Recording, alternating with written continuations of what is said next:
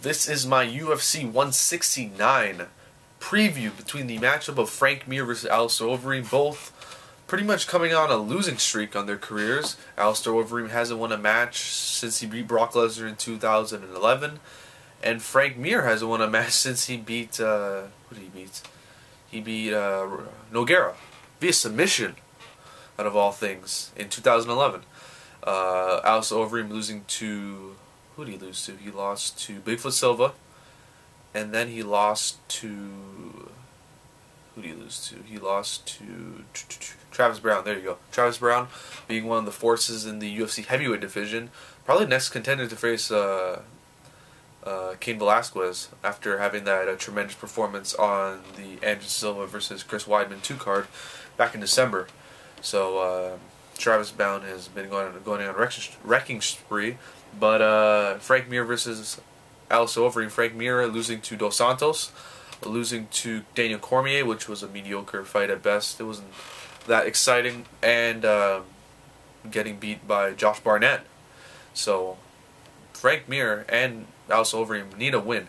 It's pretty much either you win, you go home, or you better have the fight for your life. So Dana White both keep you both on the card, which I don't see them to having a slugfest.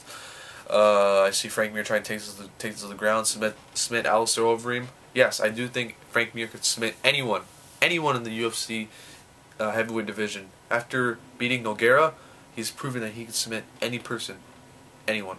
And obviously, I do think Frank Mir has the submission game. He does have a chance to submit Alistair Overeem.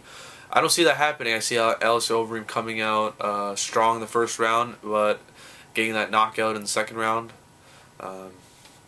Obviously, Alistair Overeem is a K1 kickboxer. Has some pretty sweet kicks. He's won countless tournaments. So Alistair Overeem has that to his advantage, plus the striking.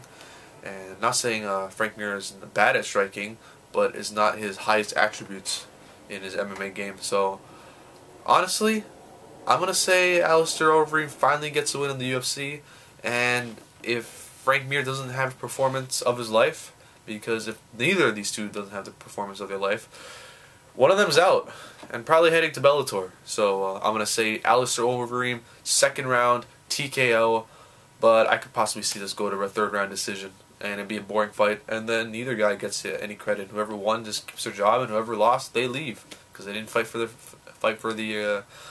job. But that's what they got to do in this fight. So if it's not exciting, you're out.